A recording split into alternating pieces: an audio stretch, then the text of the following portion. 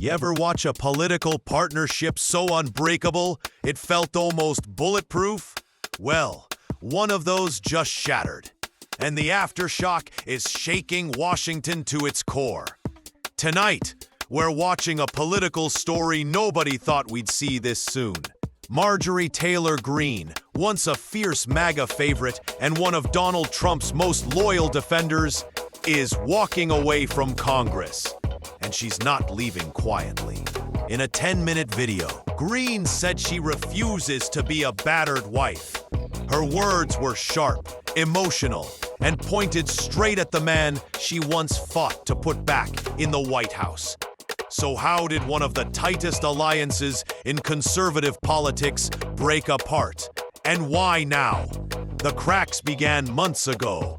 Tension grew over the push to release the Epstein files. Greene wanted them out. Trump didn't. That disagreement didn't fade. It exploded. Trump started calling her a traitor, a disgrace. He withdrew support.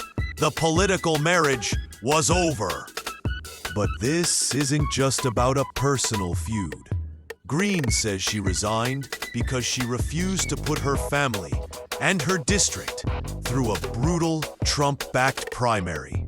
And she didn't want to defend him in impeachment fights she believes are unserious. Pause. For a moment, the whole thing feels surreal. A MAGA firebrand turning away at the height of Trump's renewed power, and doing it with words that cut deeper than most political breakups. But here's where it hits American families the hardest. Greene said ordinary people are being cast aside. People who feel crushed by grocery bills, rising rent, and the daily grind. She said Congress has been sidelined, not fighting for those families, not solving the problems they actually feel every morning at the kitchen table.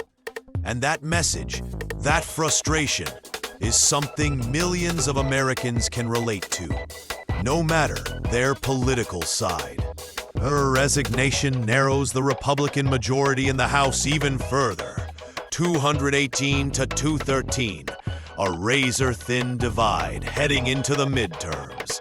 Some Republicans fear this split could fracture the MAGA base. Others applaud her for breaking away.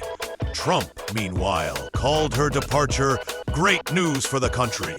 But the truth, this story isn't just about Trump or Greene. It's about what happens when loyalty becomes pressure, when politics becomes personal. And when two of the loudest voices in conservative America suddenly stop speaking the same language. In her final message, Greene said something that echoes far beyond Washington, that loyalty should be a two-way street. Whether ye agree with her or not, those words land heavy, because they're not just political, they're deeply human. They're about respect, identity, purpose, and the fear of being replaced, not just in Congress, but in America's future. And maybe that's why this story hits so hard. It's not just the end of an alliance. It's the unraveling of a relationship millions thought would last till the end of Trump's political life. Tonight, the House loses one of its most controversial voices. The Republican majority tightens, and the MAGA movement faces a question it hasn't had to ask in a long time. What happens when one of its own walks away and says she won't take the hits anymore? Pause. Let that sit. Because this isn't the last chapter. It's only the first tremor. And America will feel the rest.